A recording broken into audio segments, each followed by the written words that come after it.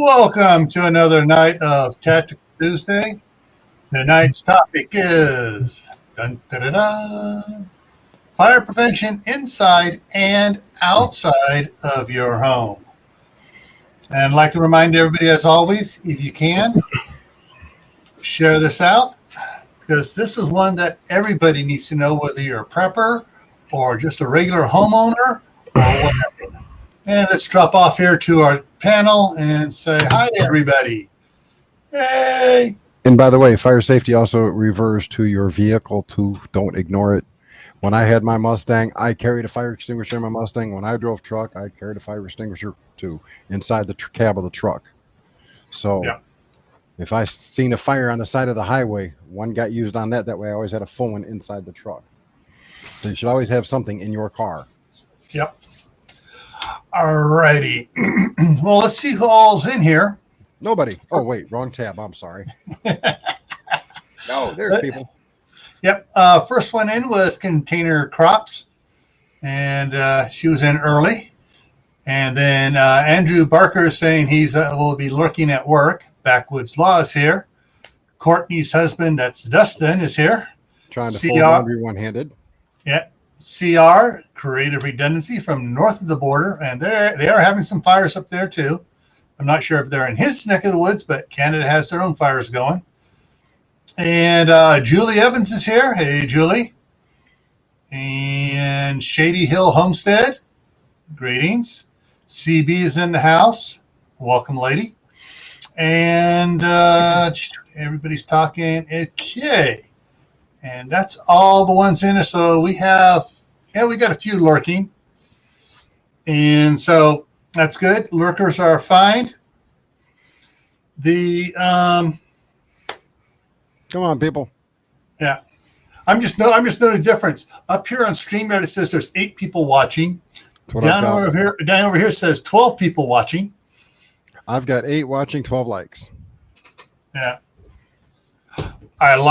Wait, if I got 12 likes, that means I lost 4 people. 13? Oh, and now it's still staying on 8, so I lost another one. No. All right. Who's being a Indian giver here? Give that like back, doggone it. Come on. No. Give it back. Liking and leaving. All righty. Anyways, so one of the things that has been gnawing on me about this, I put this up a couple, on the list, about 3 weeks ago, because I know what was going on, and I almost bumped it up. But what's going on right now is there is an inordinate amount of fires for this time of the year, especially in the western states, because, hey, what's going on out here? We have droughts in California. Well, that too.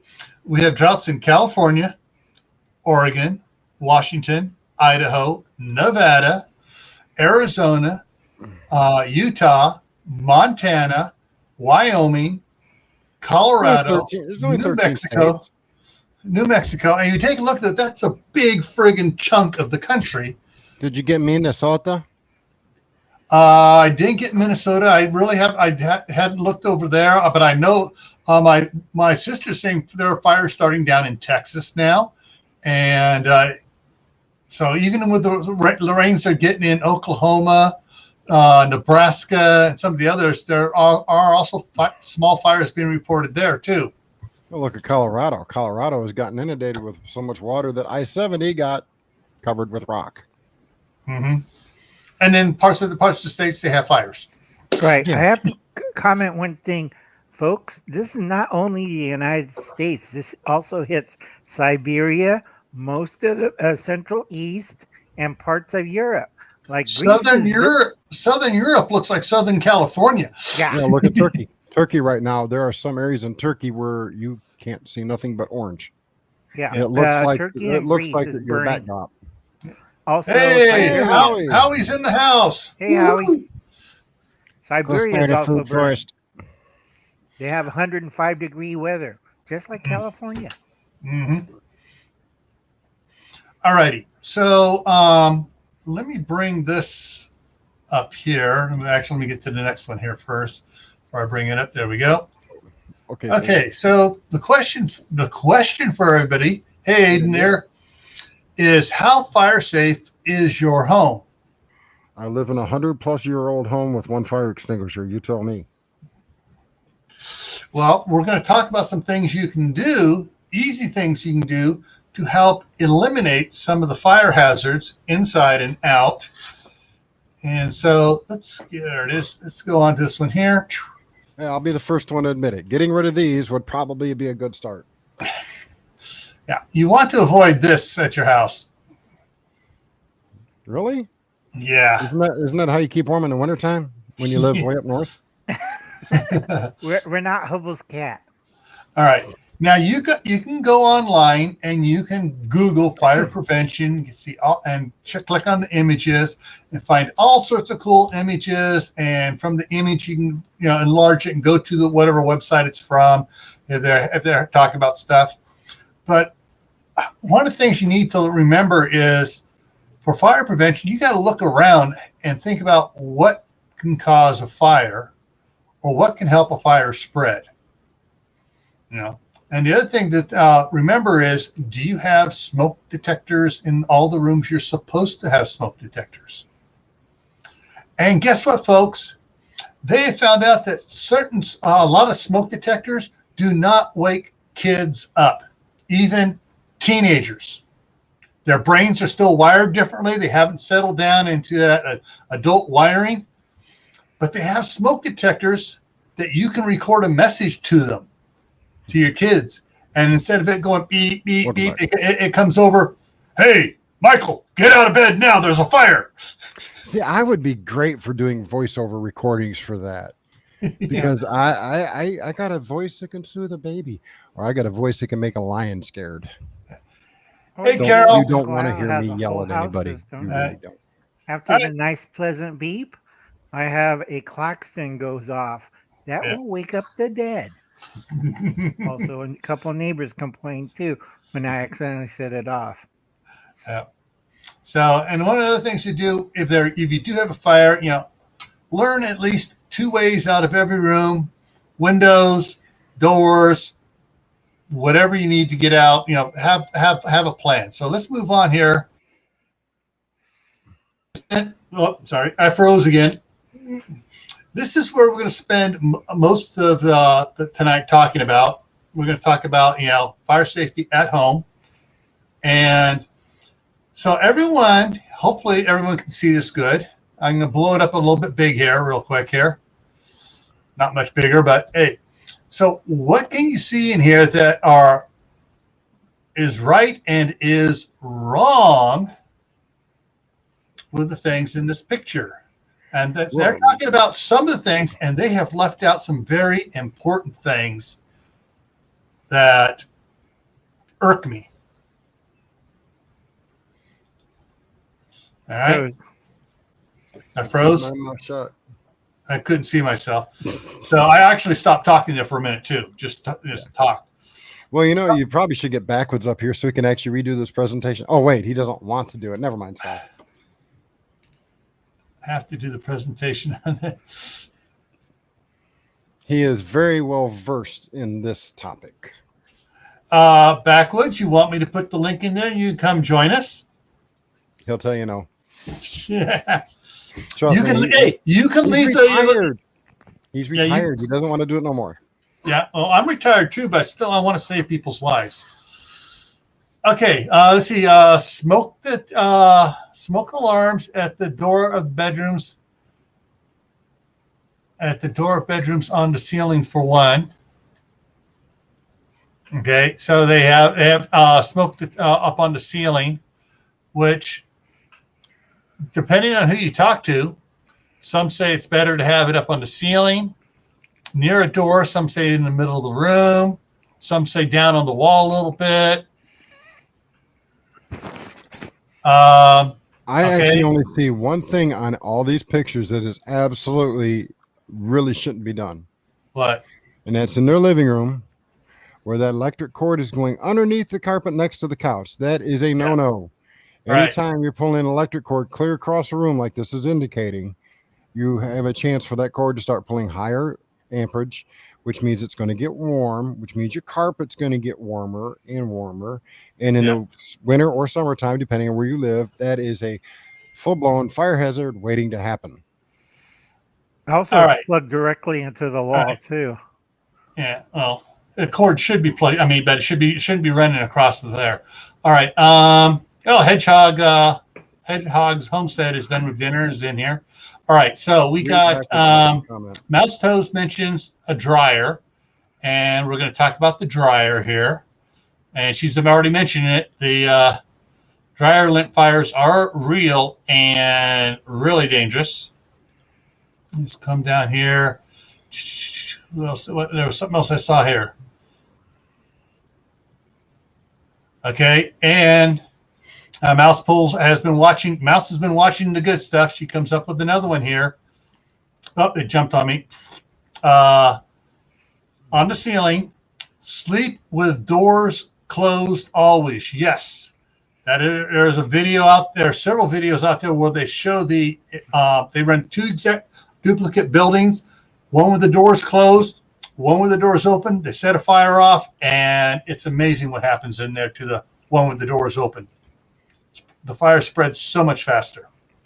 All right, so let's start in the top left-hand corner there in the little office thing there. Monitor space heaters. Yeah, space heaters should be nowhere closer than 36 inches to anything combustible. They should be aimed at the middle of the room, not at a bed, not at a desk, not at, anything, it's just better to have them off in the middle there. Now they mention smoke alarms, but they don't mention here carbon monoxide or carbon dioxide alarms, because sometimes a fire will put off, the CO or the CO2 before you get smoke particles going up. And so a carbon monoxide or carbon dioxide detector will pick up an alarm first. Right. If you guys using kerosene heaters or propane heaters, you have to have carbon monoxide detectors close by. Hey, Christy. I want to mention something real quick. And you may get to it later. And if you do, I apologize for bringing it up earlier. First, going back to the whole close the doors when you sleep. If you're in a bedroom or a room with the door closed, and fortunately for me in this house, I keep the door to the rest of the house closed and the door between mine and Charles's bedroom, because they're literally touching each other, open. That way I can actually hear the alarm if it goes off. Before you open that door going to the rest of the house, put your hand on it, touch it. If it's hot, don't open it. You're waiting for a whoof to happen. Yep. Called a backdraft. Upstairs. Yep, backdraft. That's why upstairs I have a ladder to go from my bedroom window to the ground. So if you live in a 2-story house and you don't have an emergency escape ladder, you have put yourself in a world of hurt. If you haven't got one, go get one now. Stop the video, come back later and rewatch the rest. Go get one, because it could be the only thing that saves your life. And if you don't want to stop it right now, get a notepad, write down a list of things we're talking about to do and get. Yeah, at Walmart, they have a chain hook ladder. You hook it on the windowsill, throw the roll out, roll it down, climb down the ladder. Do not feel like stupid people, throw out their mattress and try to jump on it. Right. And if you have one of those roll-out ladders, practice on it. Start at the bottom, try climbing up first, and then climbing back down before you practice climbing out the window. Because you're going to find out exactly how difficult those things are to climb on. And Backwoods brings up a proper point. I shouldn't have went like this. I should have went like that. But don't use your palm of your hand. Yeah. Yeah. You might burn your. Going down a ladder with it that way is going to be real hard. Yeah. All right. Let's see. Christy Betts came in. Brenda at Duncan 1900 Homestead came in. Who else did I miss here? Anybody else I missed? Hi. Did you get Christine? Christine Betts or Christy Betts? Yes. And My ex-wife So- was that way, Mouse, when she cooked, the fire alarm went off. Yeah. Well, when my one son was taking his showers, the steam would be coming out under the door, bathroom door, and set off the hall smoke detector. All right. So the office space still. So up there, you got to be careful for what you have up there. Also, if you have a laptop, do not put your laptop on a bed or on a fluffy couch, anything that will plug up the vents underneath, because that laptop can overheat and go poof. Oh, I can't pull it. Mine's stuck to the table. I actually have under mine a book rest, and it's a metal that folds up into flat, and it's got little things that segmented up, so it keeps my laptop, which I'm not using at the moment, at an angle, so the vents are always open. Yeah. Not even on a hard table do you want to leave it. Yes, on a regular table you shouldn't have to worry about it, but if the table has shellac, varnish, paint, other types of stuff that are naturally flammable anyway, those laptops can reach 150, 200 degrees before you realize it, and your CPUs are running 250, 300 degrees. Yeah. My laptops in here are on thick fan based things, so they're cooling them down all the time. So those that don't know, Food Forest Permaculture, that's Howie. He's up in Canada as well. All right. So the bedroom here. Again, smoke alarms need to be maintained. Battery should be changed out twice a year when you change your clocks. Just noticed something else about that bed. That bed is blocking proper egress to that window. Yes, exactly. That's the other thing. So it's blocking egress to the window. But on your smoke alarms and CO2, you change the batteries whether they need them or not twice a year. And a good time is when you change your alarm, your clocks forward and back. There's a lot of stuff to do that wise. In the bathroom, in what quote the bathroom, I love it that they stuck the dryer in the bathroom. Where's the washing machine? I don't see it. But the dryers, every time you do a load, make sure that the first trap is clean. Because if it plugs up, that first one right there by the door that you'll pull out, or behind off the top, you pull out the screen and clean it out every time. If you don't, that can cause a fire right there. Here's a simple tip. If you go look at your vent on the outside of your house, and if you see little funny looking vent trappings hanging out, trying to crawl out of the vent, go to Lowe's, Home Depot. They make a brush attachment that you can put on the end of a drill, as well as extensions for it, so you can clean out your own vents. Don't wait for house fires to start, please. I don't want to read the morning paper and find one of my subscribers or guild subscribers stuck in a house fire. Exactly, because you never know when it's going to get too hot. Yeah. They also make these nice little neat things for the vents. So on the outside, you can put over the vent on the outside and hook up the shop vac to it. So as you're running that brush in and out, it sucks everything outside and make sure it gets it really clean. Well, here's what I've learned from having to do it as far from a maintenance man's perspective. You always want to brush from the outside of the house into where the dryer is, because everything's blowing that direction. So you want to push it back from the direction it came. It's the path of least resistance for all the little cracks, nooks, and crannies. You'll actually clean them out. If you try going from the dryer side to the outside of the house, you're actually forcing them deeper into the cracks that they're stuck into. If you come from the outside of the house, going inside. My old apartment that I used to live in was a pain in the butt, because the dryer vent was literally between the ceiling of the kitchen and the floor of the bathroom upstairs. So I had to climb on a ladder, push it through with a bucket aimed underneath, because there was a 90-degree turn 22 feet in going down to the dryer. Yeah, I know that some houses, at least in California, the vent thing and everything has been screwed in, attached, and built into the system where you can't take it off easily. but you can put that. Go out and buy a house, rip everything out, put it in his thing, dryer, wall, vent. Simple. No hose. Hook it up. Take off the outside cover. Clean everything out. Slap the vent back on. All right, Christy says, yeah, your dehydrators, they can overheat too. Yeah, they get up to 155 degrees. They will melt. Yeah, all right. And let's see. I'm probably missing some others off. Okay, so, yeah, your dryers, you need to take care of that. The bathroom vents. Has anybody ever cleaned their bathroom vent up there? I did it for a living. That was maintenance. Yeah.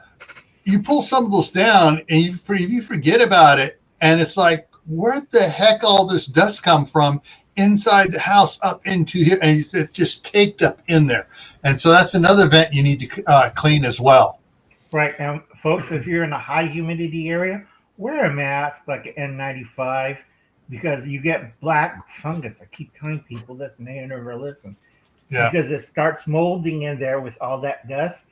So you're cleaning it out, and guess what? You're inhaling not only dust, dead dust particles, rat feces, God knows what. You're also inhaling, black fungus. So you have to be really careful because that. If you've got black fungus in your house, you better get a professional in there to clean it.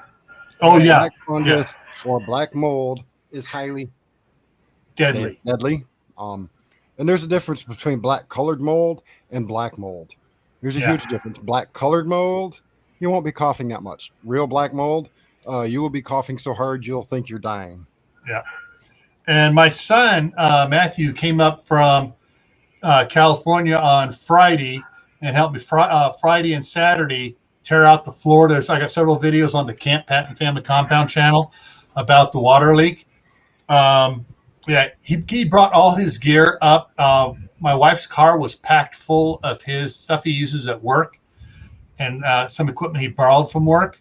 And that's what he does. He does restorations for water damage and fire damage, mainly water damage. And it's like, he had all his masks there and stuff. And when he did a little peeky poo, he goes, "Oh, that's not black mold. That's just black mildew."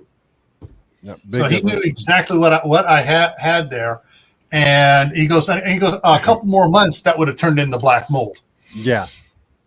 All right, I'll be back now. I gotta go get my laundry off the line. Y'all reminded me I got laundry outside. Yeah, the is unmentionable. Yeah. Go ahead. All your bathroom vents and stuff need to be checked. I'm going to come back to vents here in a minute. Dropping down to the living room there, of course, Dave mentioned the electrical. I froze again. Mentioned the electrical cord going under the carpet. I did another live stream back in November where I showed what's called the electrical octopus, where you have a three-prong extender plugged in, another three-prong extender plugged onto that. Power strip with three-prong, you can overload circuits really quick. So you got to also be careful of how many things you have plugged into a circuit. And I didn't bring it in here, did I? Nope. Yeah, I do. Hang on a second. Well, we're waiting for Gail to drag it in. Read at Manifestations of Imagination has mentioned this a lot. This is called the kilowatt. And what you do is you plug it into the wall and you plug stuff into it and you pick up how much amperage or wattage it's using. You can do a time track on it as well. It's not that expensive. You can pick them up at Home Depot and Lowe's and stuff like that, or off Amazon. And you can find out exactly how much you're putting on your currents. Now, if in your living room you have a fireplace brings all sorts of problems as well. You have your if you don't have the screen on front of it, you got sparks coming out. You have a chance of it heating up stuff in the living room that doesn't need to be heated. So there's a whole section you can just go check online, fireplace etiquette for fire prevention, and there's a lot of stuff on there to go over it. All right. Yeah, and okay, let's move into the kitchen here now. And CR has already put something up here. Yeah. Yeah, water and grease. And there are some cool videos on grease fires, but then by Underwriter Laboratories and fire departments, and of course, No. Mythbusters did their own. Those are little guys. Go check out Beyond the Press. Yeah. But, if I remember correctly, he's Finnish. I don't mean Finnish. I mean from the country, Finland, I think. Finland. And, yeah. Well, I like the one that you want to see the most catastrophic? Go watch that. Yeah, I like the grease fire pot that Mythbusters did and got the flame to go up 27 feet into the air. Yeah, that was pretty cool too. Yeah. Also, folks, I have to put a statement on a lot of you young preppers out there.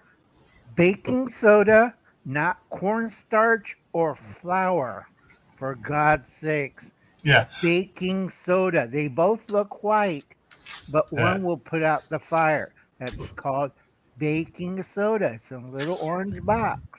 Yeah. Not flour. I had 3 guys told me throw flour on it. I'm like, no. God. Yeah. You ever see a flour silo get a static charge in it when it's half full? It just blows apart. There is nothing left of that silo.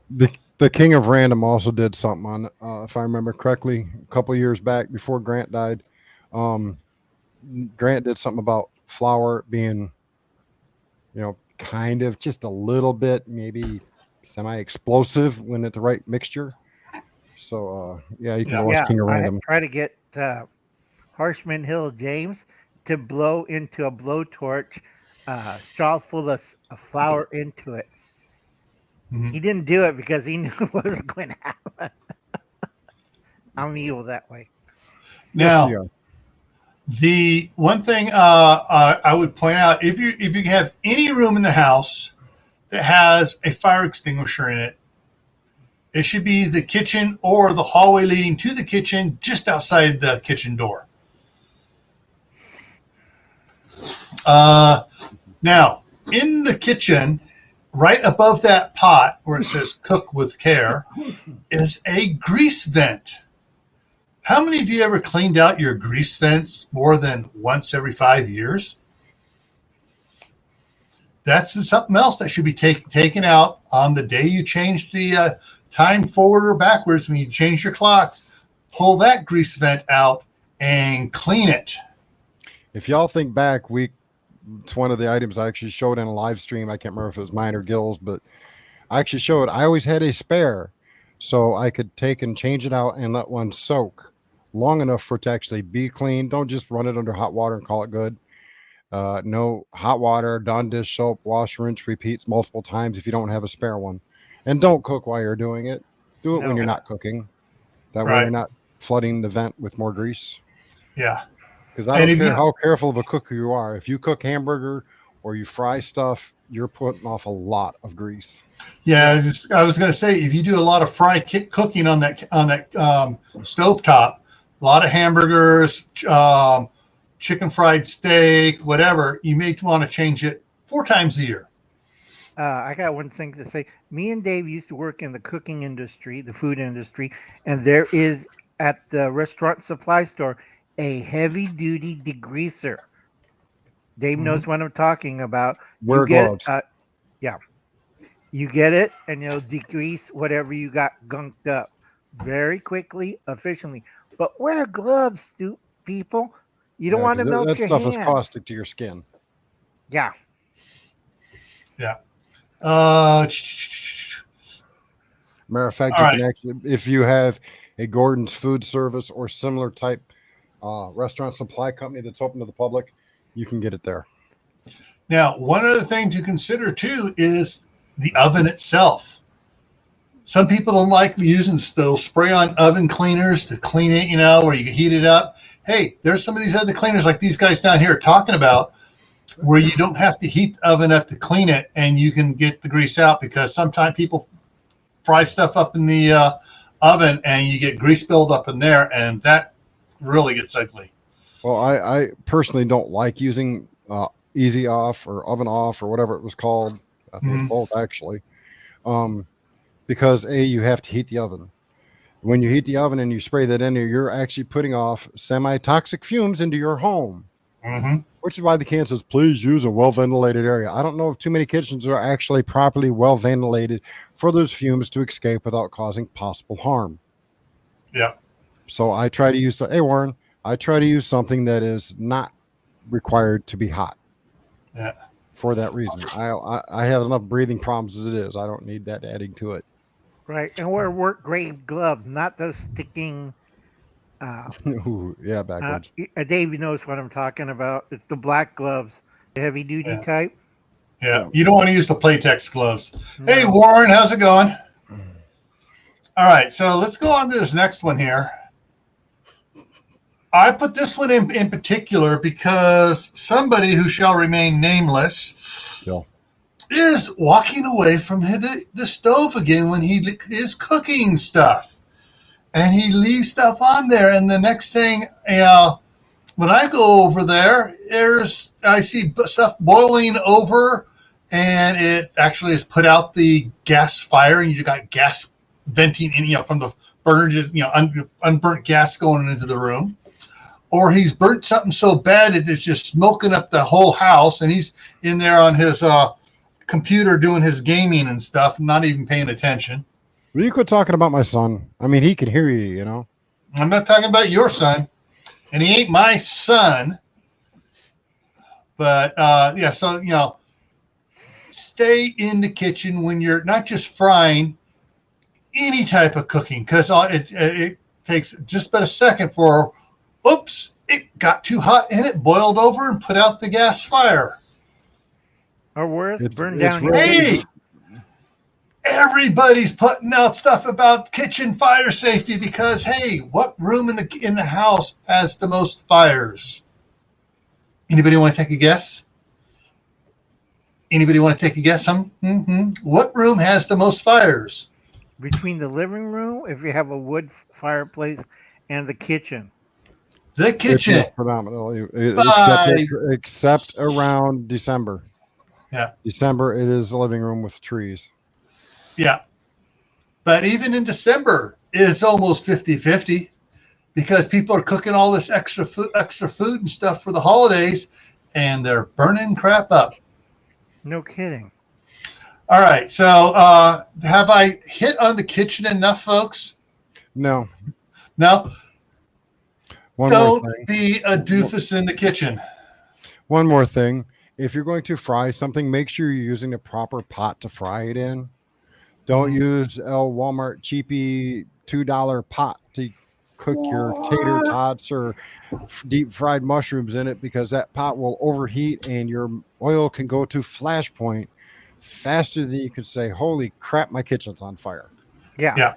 And folks, if you're using a deep fryer, always have a thermometer so you could control the temperature of the oil. I had a neighbor burn down his garage because it looks fine. I'll just throw in this frozen turkey right here and walk away and drink a beer and watch the rest of the football game. Yeah. Yeah, even in the office, that's been a problem. Unattended popcorn in the microwave. Yeah.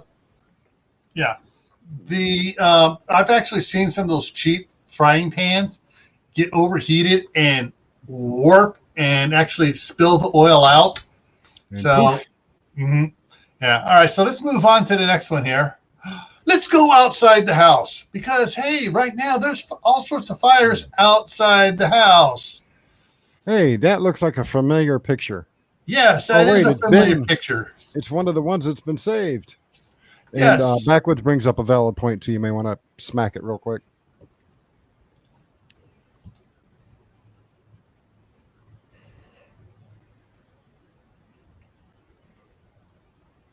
Yeah. And that's an old wives' tale, folks, because the plastic inside of those cans only go up to 225. Then it starts melting. Yeah. And if you have one of those glass top stoves anyways, induction cooking, so anything metal will start to cook. Well, not the induction, just the infrared glass top ones and stuff. It stays hot a long time afterwards. On a gas burner, those metal burners cool down quicker than the glass top stoves Right. do. And also, Backwoods had a pretty good point. Open the can first. Sounds like one of the guys did on one of the equipment. He brought in a can of chili, and on his Caterpillar dozer, he put it on the exhaust manifold to heat it up. Well, he put it on there when he first started the shift, thinking it'd be nice and warm by noontime.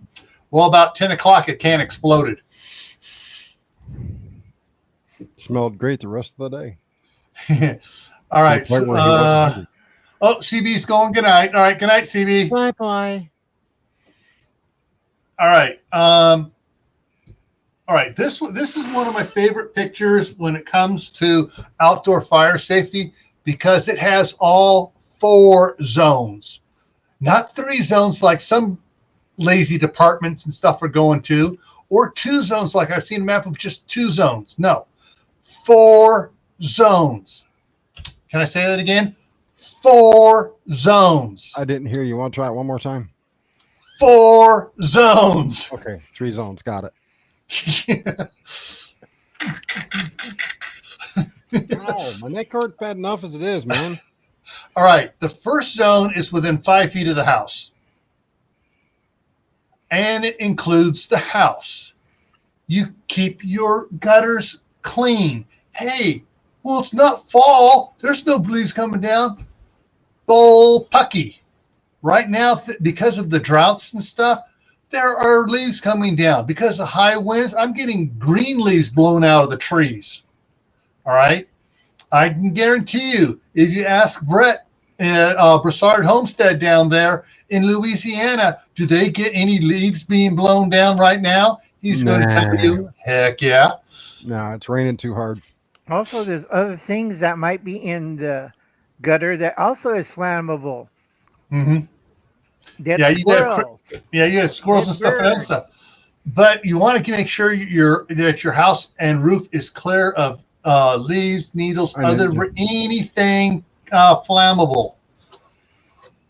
All right, and the 5 foot around, you want to make sure if you have bushes next to the house, you want to make sure they're still green and not dead, and trimmed properly. You want to make sure you've raked underneath those decorative bushes to get all the dead leaves and stuff away from it. Don't stack firewood up against the side of the house. Put it somewhere else. Yeah, like a shed. A shed. Don't put flammable liquids. If you're in a fire zone, do not put 5 gallons of diesel fuel or gas inside your garage. Exactly. Okay, I want to touch on something Backwoods brought up. A lot of people don't understand why pine trees, especially certain pine trees, and their needles are such a problem to put out. It's called pine tar, or as some of us like to call it, fatwood. It's that turpentine-smelling liquid that's inside a pine tree. It's a sap. It is extremely flammable, harder than heck to put out once it gets going. So if you have pine trees near your house, trim the branches so they're not hanging over your house, and clean your gutters 3 times a year at least. Yeah, some people see these people talking about fatwood. Yeah, fatwood. Fatwood. That's what they're talking about. The really pitchy. I mean, it's stuff you can put you shave off a little bit, 1 spark on it, and it's going. Right. Mm-hmm. Now, folks, this is part of history. Everybody remember Greek fire? Mm-hmm. Okay, the guys from Constantinople used to use it on foreign invaders until they forgot the formula, and they got invaded by you-know-who. Yeah. Remember, 1,000-year empire, forget something, and whoops. Yeah. All right, so the 5 foot area around the house is your first zone of defense. From the 30 foot out is your second zone of defense here. All right. You want to basically go around all trees, bushes, anything that's still in that area that you're not taking down. You want to make sure that all the brush is cleaned out from under it. Clean it all up. Get it nice and safe. If you're out in an area where there are you have more trees, if you have like an acre of land or even a half acre, there are areas out there, you need to keep cleaned up and everything else. You want to make sure that all trees are farther from the house than if they could fall over and hit the house, because that also helps out for fire propagation. I learned that one from the fire inspector from the Contra Costa Consolidated Fire District. Right. And the 30-foot zone, folks, if you are mowing, please check your arrestor on your lawnmower and mow when it's damp. Do not mow like we had one idiot that caused a 5-acre grass fire. Grass was tall, so I took my lawnmower, and that's not the approved way. It's a brush cutter. Your grass is over 2 feet tall. Get a brush cutter. What's a brush cutter? I have a lawnmower. It's a Toro. Don't hack it, son. And Dave and Gil knows what I'm talking about, a brush cutter. Okay, got a question here, guys. I'm going to throw it up here. So, Backwoods Law, you can jump in on this too. In an apartment, where should I safely store lighter fluid? Ooh, I got an answer. Go to Harbor Freight. Go to Harbor Freight. There should be one near you somewhere. And when they have on sale the metal ammo boxes, store it inside that. It has a rubber seal to keep any gases on the inside. Keep it stored inside a metal container, period. End of discussion. Nothing else needs to be said. Or you can go to Walmart. Sometimes they got the metal ones too. Don't buy plastic. Buy the metal ones. Okay. Anything of flammable liquid needs to be stored inside a metal container. Your professional fire boxes that lawn care companies uses and manufacturing facilities that have flammable liquids are stored in what is called a firebox. They're usually really big, very brightly colored. So when the fire department has to rush in, they see that color. They know that is a oh shit box. It might go boom if they don't keep water on it. Yeah. That's where all the flammable stuff is. Yeah. This is what metal container. Lighter fluid looks like. This is a kind of a funny one, and I may get some jeers on this one, but this is not from me. This is from a firefighter. He kept his Zippo cans of lighter fluid. He buy the like the 4-pack from off of Amazon, whatever. He keep the extras in his chest freezer. It's cold. It's not going to go off, and it's not going to heat up to be a problem. Relatively airtight. Yeah. And as you see Backwoods comment, airtight metal are the only way they go. Yep. Yep. Yeah. And as far as Julie saying the laundry room is a little warm. Once you have it in that metal box, I might or someplace cool. A closet. Cool and dark. Yeah, if you're in an apartment, a closet on the floor where it's cooler on the floor. All right. The bathroom, that's the best spot I could think of. Yeah, under the counter in the bathroom where you have your rubbing alcohol. Put the rubbing alcohol in there too. Yeah, and you get everything covered. And if worse comes to worse, turn on the shower, fill up the bathtub, and dunk the whole thing in there. Yeah. All right. So, back to pros. Back to the mowing in this 30-foot area here. Ahead of time, once you have it mowed once and stuff, make sure you pick up all rocks out of there that the mower might hit the next time around. Any wires and loose wires and stuff. I had been out in the back here on Saturday. I was taking my brand new Troy Belt mower out there, and I'd already mowed out there once with it. I'd mowed out there a couple times with the push behind Cub Cadet string mower and stuff, and cut the grass down low and stuff. And I had this thing set up at 5 inches, the highest of the blades would go off the ground when I'm out there mowing on Saturday. I picked up a big old chunk of wire, about 1.5 feet long. We're talking some thick wire. I mean, twice as thick as a pencil lead, maybe 3 times as thick. And it wrapped around there and went whack, whack, whack, quickly, disengaged and everything. But if that grass had been dry, I guarantee you there would have been a fire under that tractor. Right, because it'll And rocks will spark. do the same thing, especially chunks of concrete. Those spark really nicely. Yeah. And you know those nice, pretty orange brick or red brick, depending on what part of the country you get it from, the nice decorative clay brick. Those spark really beautifully off of lawnmower blades. Mm-hmm. Yeah. Also, Looks like a ferro rod. the little small cobble-like stones, they may look round and stuff and pretty. Right, chirk. But when those get hit, oh yeah, they spark too. Yeah. You know the person we're actually missing for our side chat, the one person who really needs to watch this. Who? Jerry's Wood Shop and Outdoors, Mr. Ferro Rod himself. I can see him starting a fire with a lawnmower. Mr. I can send ferro sparks out here 15 feet.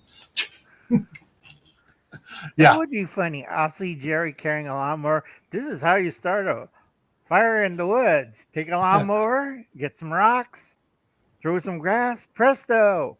Yep, Yeah. the whole forest is on fire. Okay, Christy says I got 8 acres that's grown up. I need to deal with it. All right, now Christy. This is for help you out on this one. The something you can help you with from the 100-foot out to the 200-foot. Goats,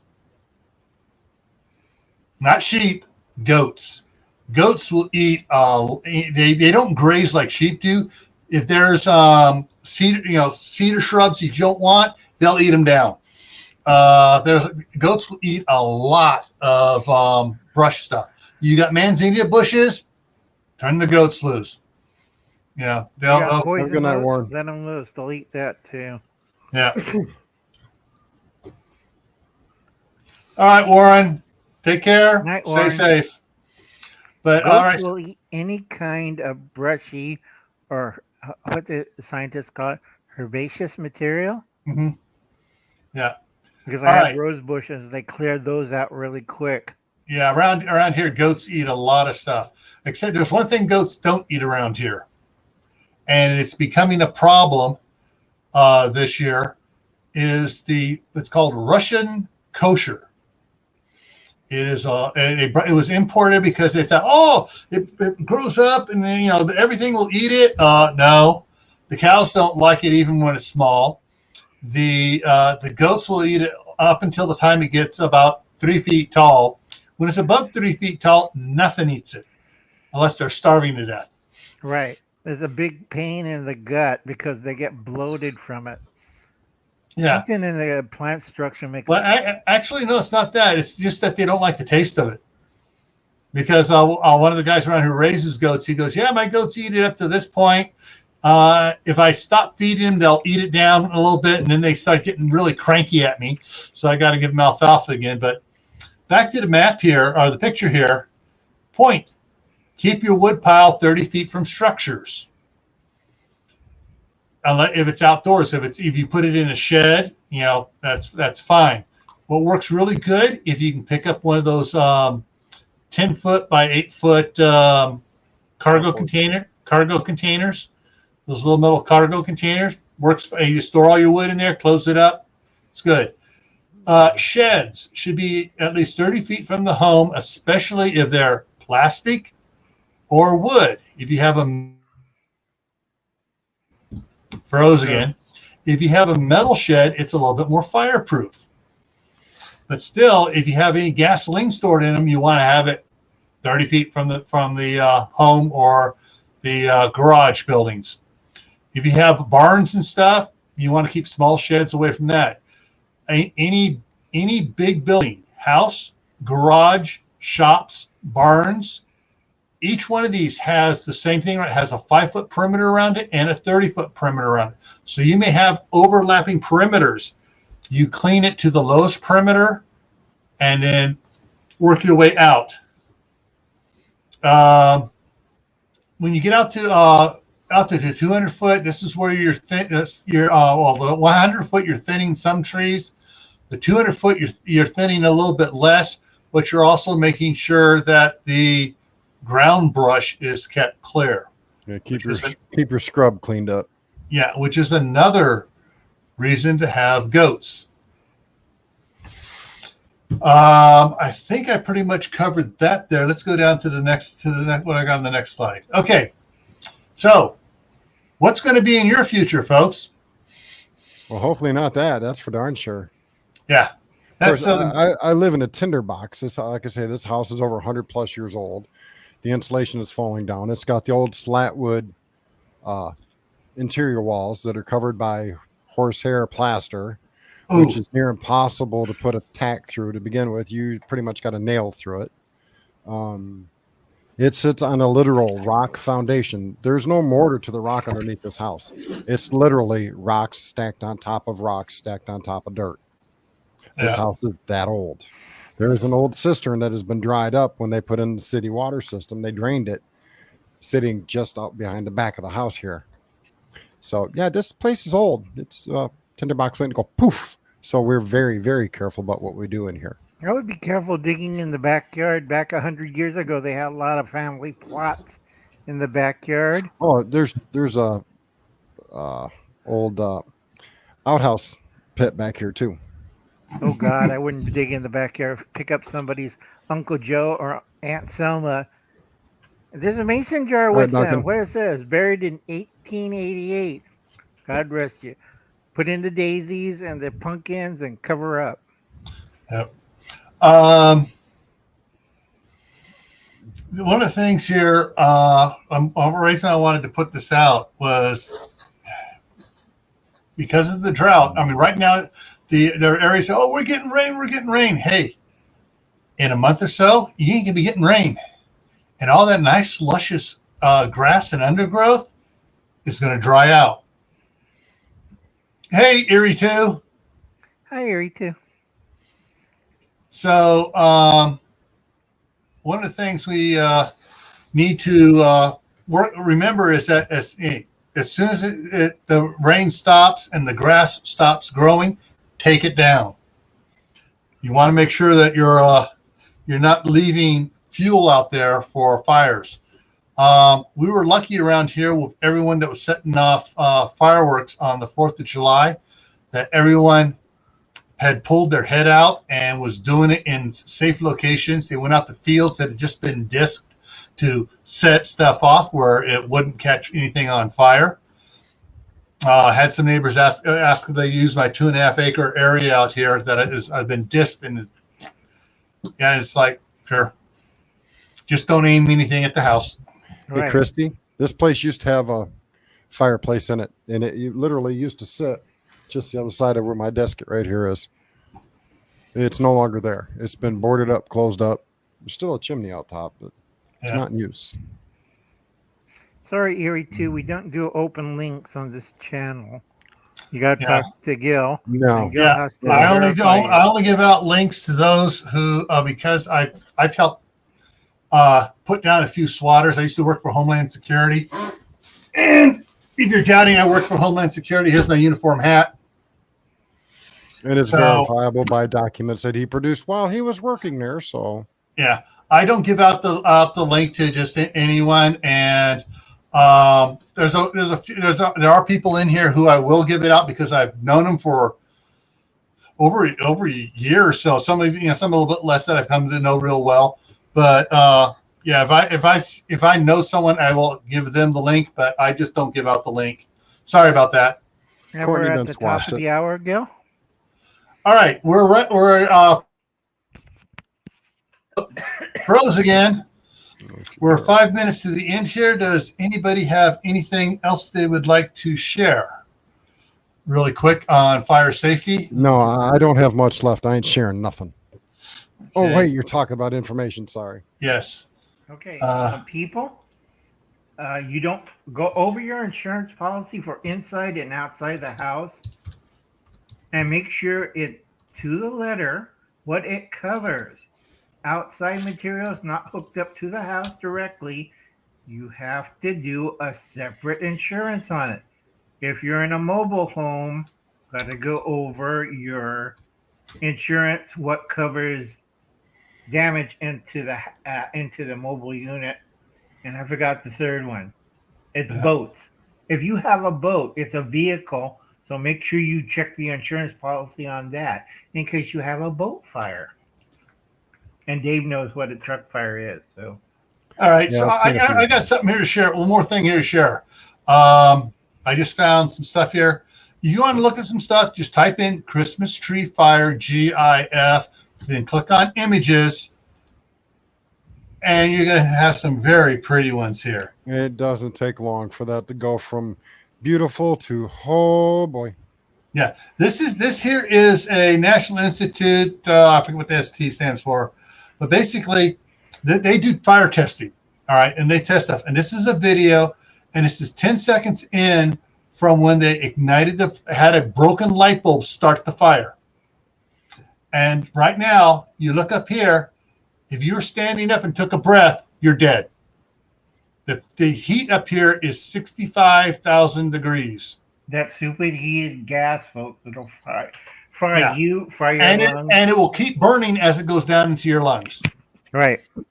So, yeah, there are some really good videos out there. I'm going to go backwards here. And, all right. There are videos here on it. So you can check out all the ones if you want to make your pucker up by watching some of these videos. It'll change your mind. You can also look up the one for why sleep with all doors closed. There's some videos from the places on that as well. Right. You got a question there, and I'm going to try and look up the answer for you. You got a question from Idaho Girl. Idaho Girl, where do you store camp fuel? Myself, for the white gas, I got a steel cargo container out here that I make sure the vents are clear on it, and I store my white gas, my propane, and everything else in there, and it's way away from everything else here. Right. Now, Julie Evans says, in ammo cans or in anything metal, they do have at a industrial supply, because I live in a farm community, we do have those big metal boxes marked fuel, and it says high explosive. Sure. You put your cans in there and you lock it down. It's rubber sealed. It costs $400, but it'll hold a 5-gallon can of 5-gallon can of gas or 1-gallon cans of white gas in there. Yeah. Thanks for correcting me, Backwoods. 6,500, not 65,000. Yeah. Sorry, I get excited. Yep. You're still roast. I'm sharing the answer to her question. Yeah.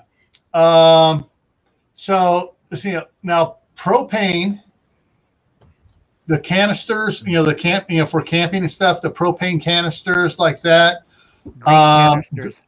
This stuff for your backpacking stoves and stuff like that, and your green canisters for butane and your isopropane, all those and stuff. If you got a garden shed, those are pretty, a good place to store those away from the house. I see so many people those store those green camping ones and the little backpacking ones in the garage on the shelf with their camping gear. Right. That's not a good idea. It's not a good idea unless your garage is air conditioned. Yeah. And it's kept down nice and cool.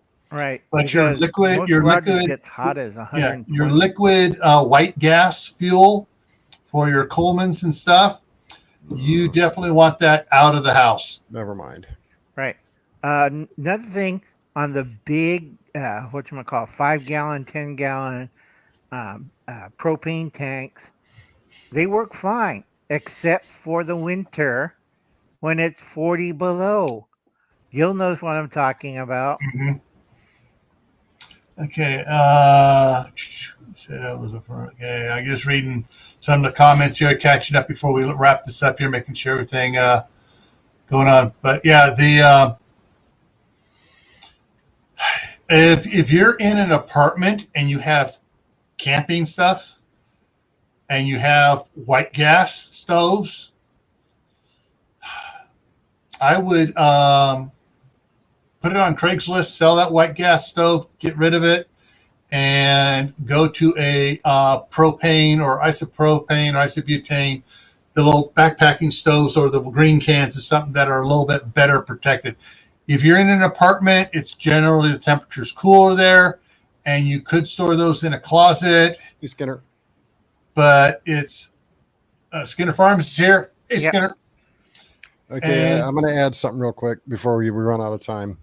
Mhm. If you are serious, you have propane tanks or other highly combustible liquid gases or gases in containers that require fire safety protocols, which means you need to keep it a metal airtight box. Go to a military supply place. You can find them virtually everywhere. You may have to drive a minute to get one. Get the 50 cal box. It is huge. Mhm. It will take a standard 18-inch propane tank standing up in it. You can sit several in there. Those are very heavy duty boxes as well. You got to figure they house 50 caliber rounds. Yeah. Right, 300, And if 50 500 caliber belts. rounds go boom inside the box and the box don't go boom, you ain't got to worry about your canisters going off in them. Trust me, a bunch of 50 cals going off inside that box is far more explosive than a canister or two of gas. Go get you a 50 cal ammo box and store them inside that. There we go. All right. It's far cheaper than any of those. Yes. The cheapest one up here I see is this one from Global Industries at almost $500. That's a short one, and like that. Here's one. You can see the size of the 5-gallon gas cans and the 3.5-gallon gas cans in them.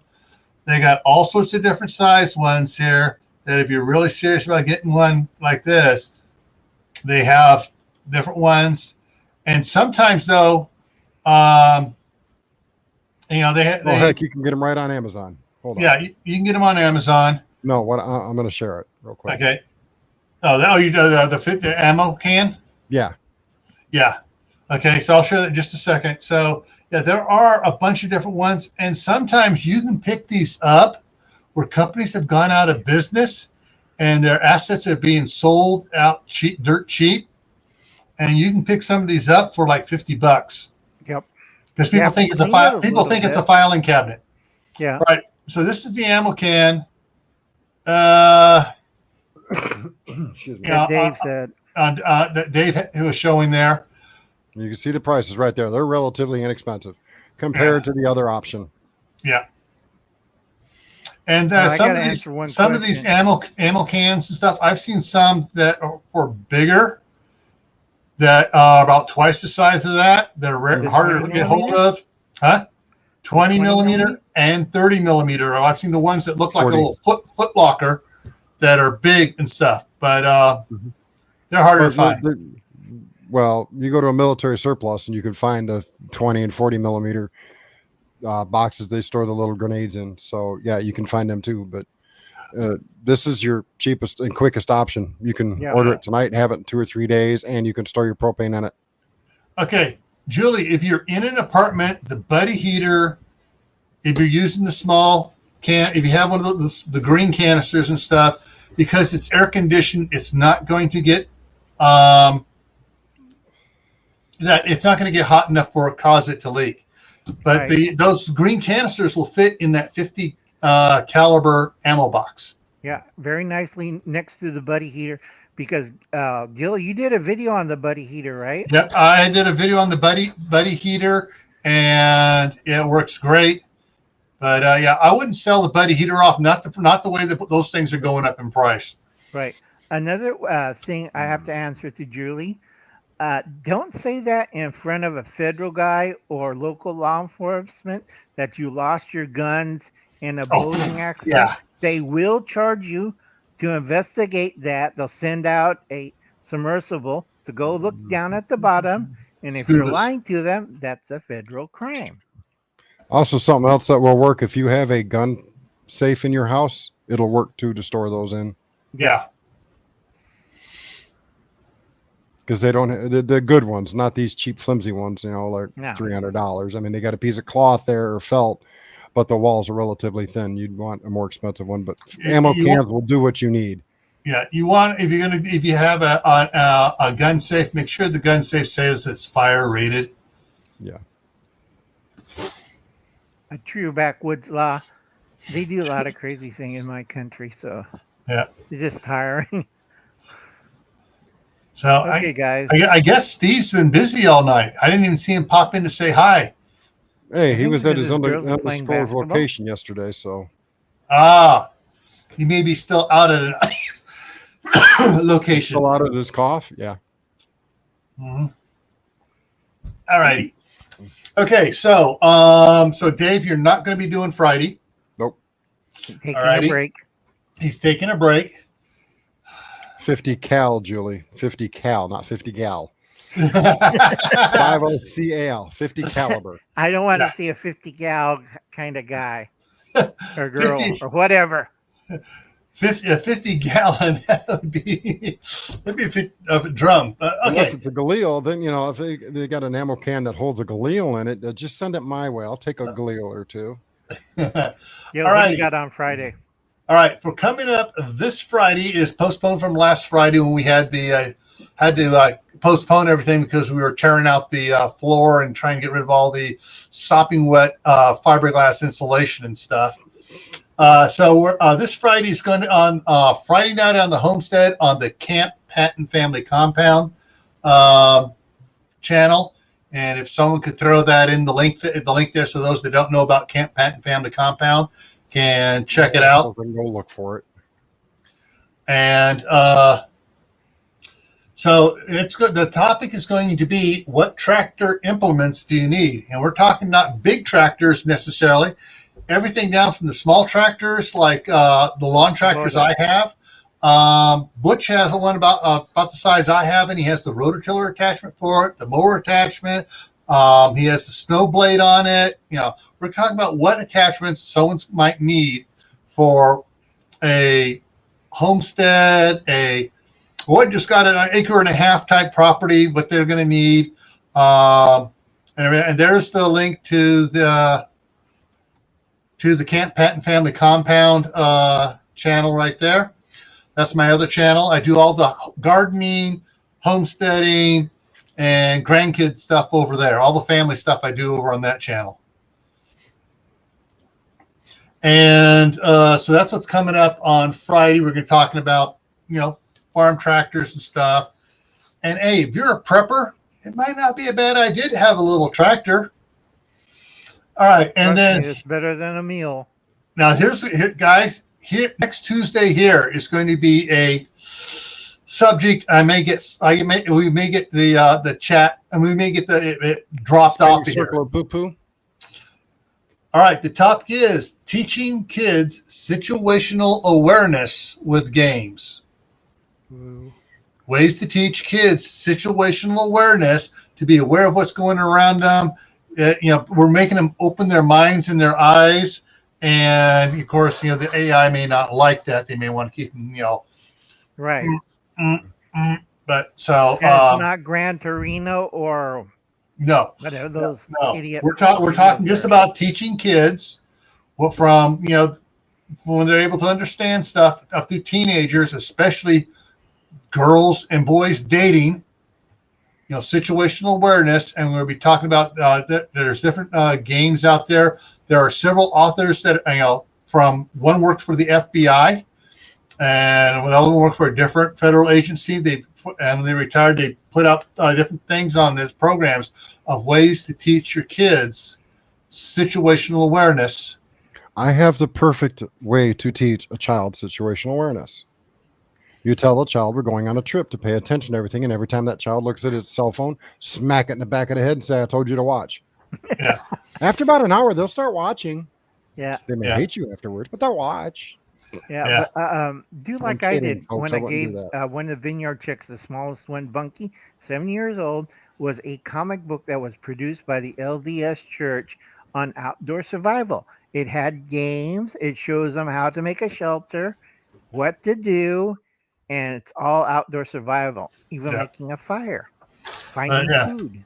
But we're also talking as Steve. I hope I can get Steve to come up here. We're talking not just there's rural. Steve. We're talking. Steve. Hey, Steve. So we're talking about what's going to be on here next Tuesday. The topic is teaching kids situational awareness with games. And hopefully you'll be able to come up here next Tuesday and talk about situational awareness with us. And we're going to be talking, that's what the topic is going to be next Wednesday, next Tuesday. What did I say? Wednesday? Next Tuesday. Tactical Tuesday.